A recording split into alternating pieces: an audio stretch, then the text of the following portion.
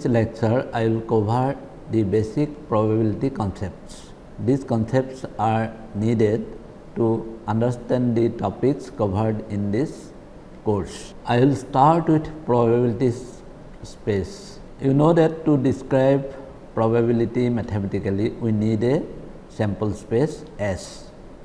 This is the set of all the possible outcomes of a random experiment. For example, if I toss a coin, that is the random experiment, because the outcomes cannot be determined beforehand. So, the possible outcomes are head and tail, and the sample space will comprise of the members head and tail. To define probability meaningfully, we need a class of sets known as the sigma field. The sigma field F, which is a collection of subsets of S, where the probability P is defined. The members of F are called events. We will elaborate these points. Therefore, to define probability, first of all we will have the sample space, then we will have the sigma field F, and probability will be defined on the members of this sigma field. The triplet SFP is called the probability space. I will give an outline of the concept of sigma field. First, I will introduce a field. A field F is a collection of subsets of S with the following properties. Number 1, the sample space S belongs to F.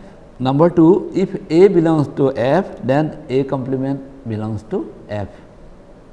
Number 3, if AB belongs to F, then A union B belongs to F. So, therefore, the sample space is a member of F, and if A is a member of F, then its complement must be a member of F. Thus, F is closed under complementation. Similarly, F is also closed under union operation. Now, these three properties can be used to derive other properties. For example, the field F is closed under intersection operation. How we can show this? We can show that A intersection B is equal to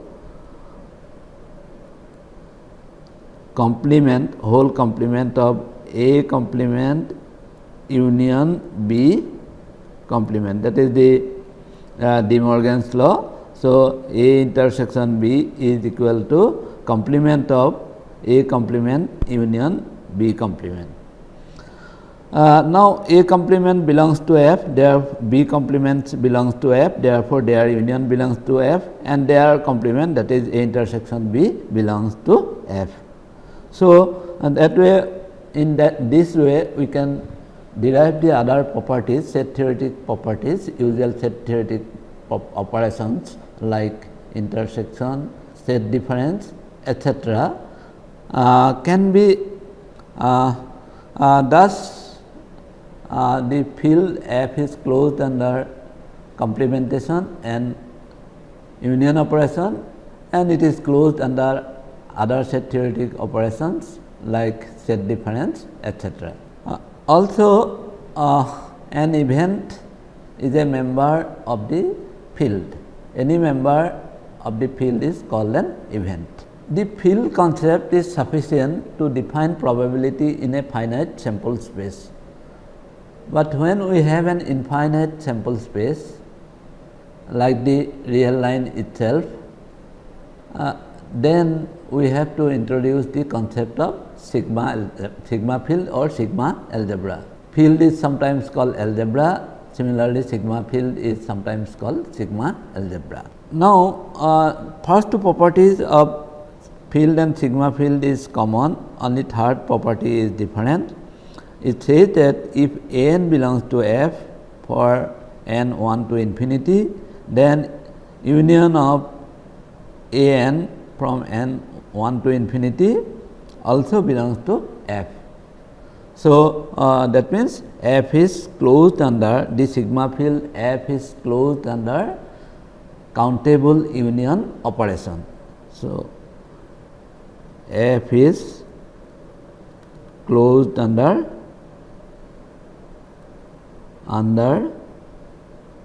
countable union. So, sigma field is closed under complementation. The entire sample space is a member of the sigma field and it is closed under countable union. So, we can similarly using the De Morgan's law, we can show that the sigma field is closed under countable intersection also. F is closed under countable intersections.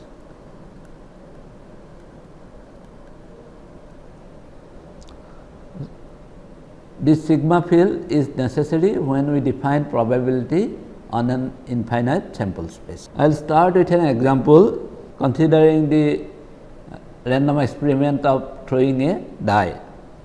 The associated, it is a finite sample space, the associated finite sample space is S is equal to, it contains 1, 2, 3, 4, 5, 6 corresponding to 6 faces of a die. Now, the power set, which is the collection of all subsets, can be enumerated. For example, S will be a member of this power set, phi is a member. Similarly, I can consider elements singleton set like 1, 2, 3, etc., and doubleton set like that. So, in that way, how many elements will be there in PS? 2 to the power 6, that is 2 to the power 6 is equal to 64 elements.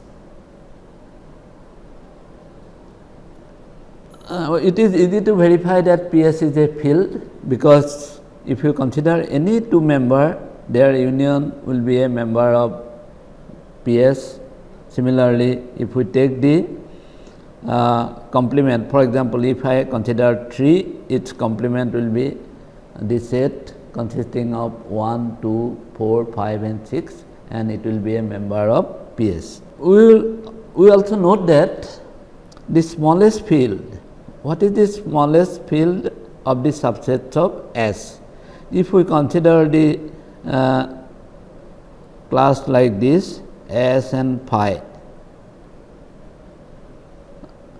clearly S union phi will be S, phi union S will be S. So, it is closed under union operation, complement of S is phi, complement of phi is S, therefore, it is closed under complementation, and S is a member of this collection, therefore, this is a sigma field or a field, because it is a finite sample space, we can call it a field, and this is the smallest possible field. Now, what is the largest field? Because PS contains all the subsets, therefore, PS is the largest field. Number 3, smallest field containing a set is given by single element only, that is a set consisting of element 5. Now, we can enumerate the sigma field or the field containing this set. First of all, S is a member of this collection, phi is a member of this collection, 5 is a member of this collection, and its complement, that is the set consisting of 1, 2, 3, 4 and 6, that is also member of this collection. Now, this, if I consider this collection of subsets, it satisfies all the properties of the field, therefore, this is the smallest field containing the particular set consisting of element 5. We will consider another example. This time we will consider example for infinite sample space. Example 2, consider the class C of all open intervals of the form AB. This is the open interval on the real line. So, we have considered the open interval like this. This is A, B greater than A, and this interval excluding the endpoints A and B. These are the this is an open interval. Similar open intervals we are considering to find the minimum sigma field F containing C. So, we are considering C is a collection of all open intervals. To be a sigma algebra, what are the other sets that we have to include in this collection? Here S is R and C is defined by this set, and that is the open interval A B, where A belongs to R, B belongs to R. Now, whether closed interval A B belongs to F, we can see that closed interval A B can be expressed as the complement of that is union of the open intervals minus infinity to A, B to infinity, and then if we take the complementation, these are all sigma algebra operation. Therefore, the result, that is the closed interval A B, that is a member of F. Similarly, minus infinity B, this is a semi-infinite, semi-open interval, and this we can write as the union, countable union n is equal to 1 to infinity of the sets, that is we can consider the closed sets minus n B. Now, if I consider the union, countable union of all the sets of this form, then we will get this semi-infinite, semi-closed interval minus infinity to B. Therefore, this also belongs to F. Similarly, we can show that this B is a singleton point, single point set. So, singleton set. So, whether these point sets are a member of this collection. This we can consider as, suppose if I consider B minus 1 by n and B, this closed interval if we consider, and then you do the intersection, countable intersection from n is equal to 1 to infinity, then we will get only one element, that is B. Therefore, this B also belongs to the sigma field F. Similarly, we can consider, we can show that other interval like B to infinity, this will be a member of the field F. So, in this way we can generate a minimum sigma field which starting with the all open intervals, and this sigma field will be called the Borel field, Borel sigma field. So, what is a Borel field and Borel sets? The minimum sigma field containing class C of all open intervals of the form A B is called the Borel field, and it is denoted by letter B. So, we showed in the earlier example how to generate this sigma field, and this sigma field is known as the Borel sigma fields, and all the members are called Borel sets. The same Borel field is obtained if C is considered as the class of all closed intervals. Instead of open interval A B, we can consider closed interval A B of the form A B, that is a closed interval, or the semi open interval of the form one side closed, other side open, or this left side closed, right side open, etc. So, that way we can define the Borel field, and this Borel field is needed to define probability on the real line, and this can be easily extended to higher dimension. Now, we will formally define probability. Probability is defined axiomatically only. So, for a sample space S with an associated sigma field F, the probability P satisfied the following probability P satisfies the following axioms. Number 1, probability is a function on set. So, therefore, this P of A, that is the probability of event A, it is always greater than equal to 0 for all A belonging to F. Probability is a non-negative function. Then probability of S is equal to 1. So, for the entire sample space, probability must be equal to 1.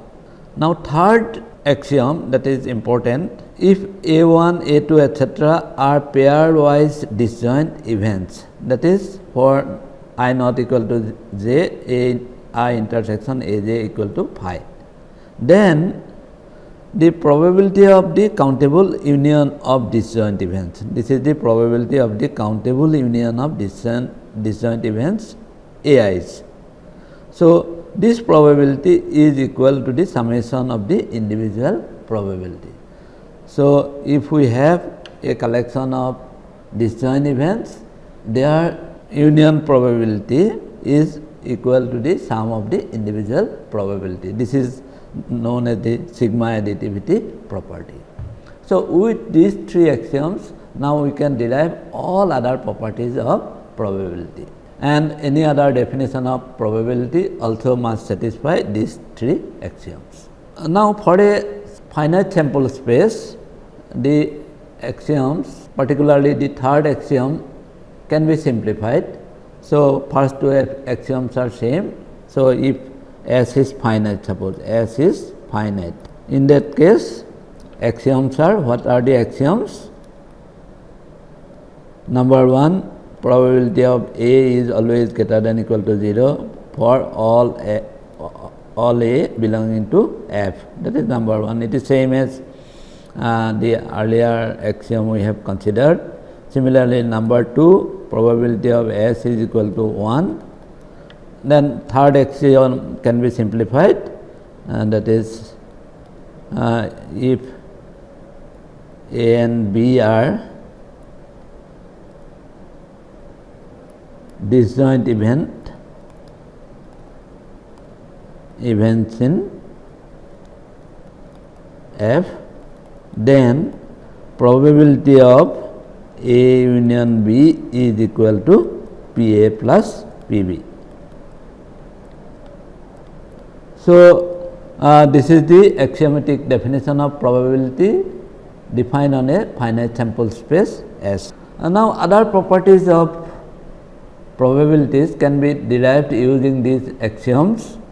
For example, probability of S is equal to 1. Therefore, we know that S is equal to S union phi. Therefore, probability of S is equal to probability of S plus probability of phi. So, from which we will show that probability of phi is equal to 0. Similarly, probability of A complement is equal to 1 minus PA. If A and B belongs to F, but they need not be disjoint, then probability of A union B is equal to probability of A plus probability of B minus probability of A intersection B. Similarly, if three events are there, A, B, C belong to F, then the probability of union will be, now all individual probabilities will be added, then joint probability will be subtracted, and that probability of joint probability of A, B, C will be added. This principle can be extended to consider the probability of union of any number of events. So, that way we define probability using the three axioms, and then also we showed that the probabilities, we defined probabilities using three axioms, and we showed that the other properties of probabilities can be derived using these three axioms. Next, we will consider the conditional probability. Conditional probability, first we have to define, and this definition should be in consistence with the axiomatic definition of probability. Consider a probability space S F P, this triplet sample space S, sigma field F, and the probability P, and two events A and B in F such that PA is not equal to 0. Then the probability of B under the condition that A has occurred. Given that A has occurred, what is the probability of B? So, this we write as probability of B given A.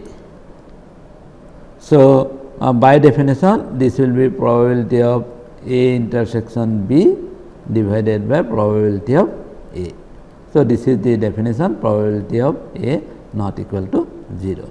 So, we have to find out the joint probability of A intersection B divided by probability of A, that is the conditional probability.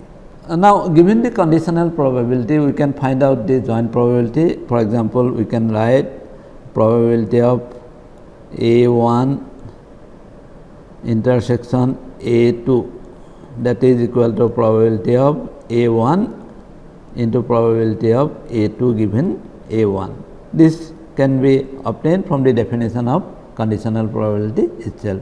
So, using this definition, we can find out the joint probability of n events A1, A2 up to An. The joint probability we can find out.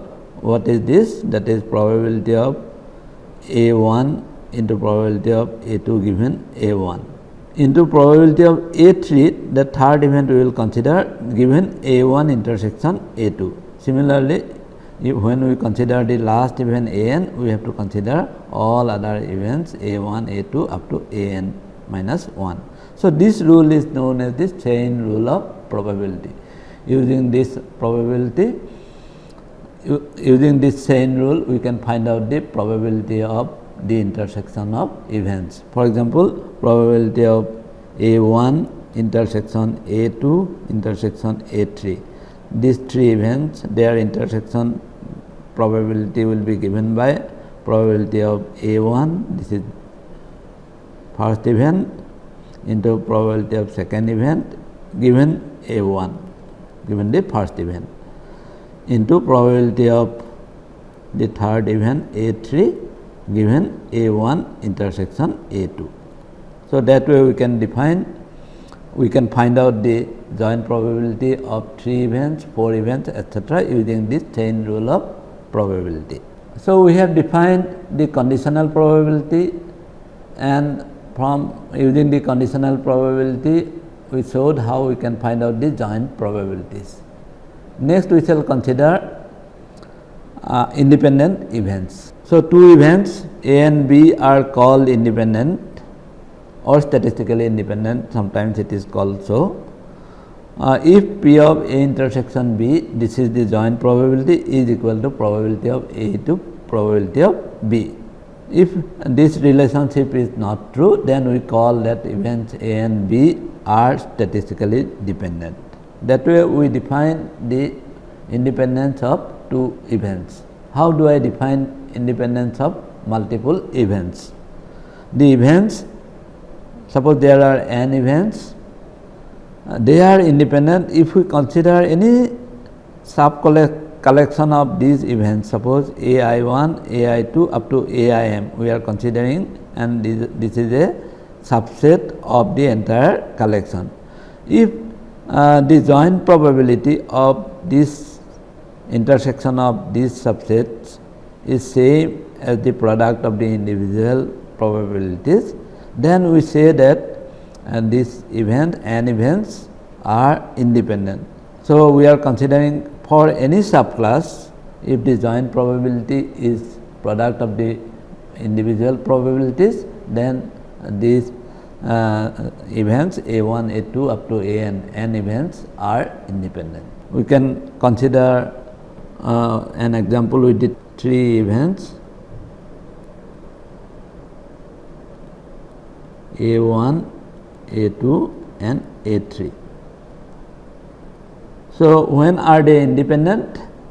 So, they are independent if probability of, first we have to consider A1 intersection A2 is equal to probability of A1 into probability of A2, probability of A1 intersection A3, that is equal to probability of A1 into probability of A3, probability of A2 intersection A3 is equal to probability of A2 into probability of A3, and finally probability of A1 intersection A2 intersection A3 is equal to probability of A1 into probability of A2 into probability of A3. So, if all these four conditions are satisfied, then we say that three events A and B are independent.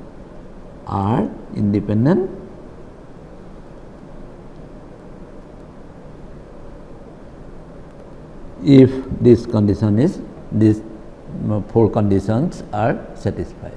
Sometimes these three conditions are called pairwise independence, and this condition is condition.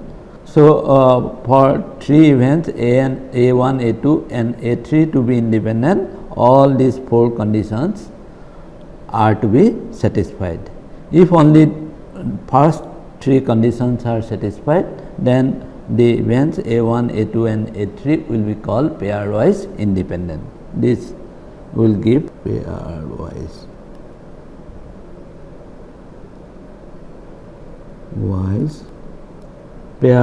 independence.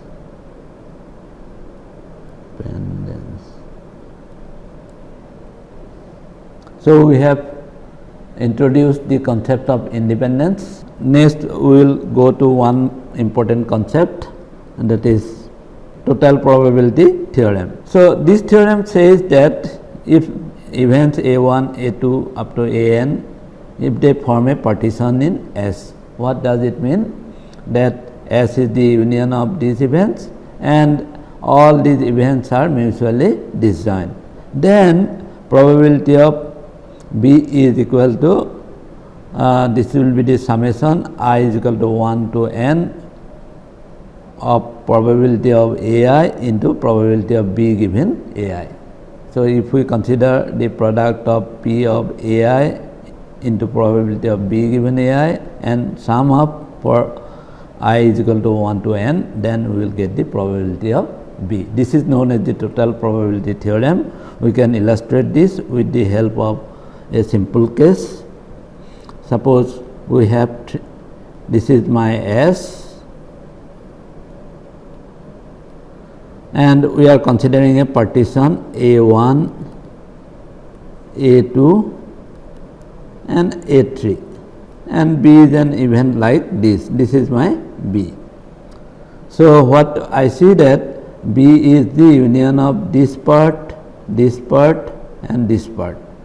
Therefore, probability of B will be equal to probability of A1 intersection B union A2 intersection B union A3 intersection B. Now, all these intersections A1 intersection B, A2 intersection B, this is A1 intersection B, this is A2 intersection B, this is A3 intersection B. They are disjoint, therefore, the probability of the union will be equal to the sum of the probability, that is equal to probability of A1 intersection B plus probability of A2 intersection B plus probability of A3 intersection B. So, this now we can apply the joint probability as the product of individual probability and the conditional probability. Therefore, this will be probability of A1 into probability of B given A1 plus probability of A2 into probability of B given A2 plus probability of A3 into probability of B given A3. So, this is the total probability theorem in the case of a partition of 3 events A1, A2, A3, etc. This can be generalized for the any number of events. Now, using the total probability theorem and the definition of conditional probability, we can derive the Bayes rule. Suppose event B is dependent on n mutually disjoint events A1, A2, An. Given that B has occurred, what is the probability of each Ai? So, suppose B has occurred, we are interested to find out probability of any AK you consider given B. So, how we can find out? Now, probability of AK given B. So, this is equal to probability of AK intersection B divided by probability of B. This is by definition of conditional probability. Now, if we write this as probability of AK into probability of B given AK divided by probability of B. Now, we have to find out what is the probability of B, that we can find out using the total probability theorem. So, this will be given by a summation that I will show you. So, what is probability of B? Probability of B is nothing but summation I is equal to 1 to n probability of Ai into probability of B given Ai. So, that way we can find out, suppose the event B has occurred, what is the probability of a particular AK. So, that we can find out using this result, what is known as the Bayes rule. This is due to a famous mathematician named Thomas Bay. So, we can formally state that, let us see. So, this is the Bayes rule. Now, formally we will state this. Suppose A1, A2, An be disjoint events that form a partition, this is a partition on S, and probability of Ai are not equal to 0 for I is equal to 1 to n. So, all these probabilities are known. Suppose probability of Ais, each event Ais, that is they are known and none of them is equal to 0. Then for any event B with probability PB greater than 0, now what we will get? Probability of AK given B is given by this Bayes formula. This is the Bayes rule, and now using this Bayes rule we can find out, suppose given some evidence, what is the probability of a particular cause. So, this is very important when we apply probabilistic decision. Let us summarize the lecture. We talked about the probability space SFP that includes the sample space S, the sigma field F. Now, F is a collection of subsets of S satisfying 3 properties. The 3 properties were that S is a member of F, F is closed under complementation, and F is closed under countable union. And probability P is defined using 3 axioms. These 3 axioms are: probability of A is greater than or equal to 0 for all A belonging to F, that is, for all events in F, probability of A must be greater than or equal to 0. Probability of the sample space is equal to 1. Then third axiom was, if Ai intersection Aj equal to phi, that means the events are disjoint, then probability of the countable union of Ai is equal to sum of the corresponding probabilities. So, these 3 axioms were used to derive other properties of probability. So, these axioms were used to derive other properties of probability. We also defined the conditional probability P of B given A. This is defined by this relationship, probability of B given A is equal to probability of A intersection B divided by probability of A. Of course, P of A not equal to 0. Similarly, we could define probability of A given B. Then events A and B are independent if probability of A intersection B is equal to P A into P B. To find the joint probability of any number of events, we use this chain rule. So, according to chain rule, probability of A1 intersection A2 up to intersection of AN, that is given by probability of A1, probability of A2 given A1, probability of A3 given A1 intersection A2, like that up to probability of AN given A1 intersection A2 up to AN minus 1. So, this is the chain rule of probability. Then we derive the Bayes rule using the total probability theorem. So, it finds the a posteriori probability of A k given B, that is given by probability of A k into probability of B given A k divided by probability of B. Actually, if I apply the definition of conditional probability, then this denominator should be probability of B, and this probability of B according to a total probability theorem is given by this summation. Now, here probability of A k, these are the a priori probability, and what we are determining, that probability of A k given B, that is the a posteriori probability. Thank you.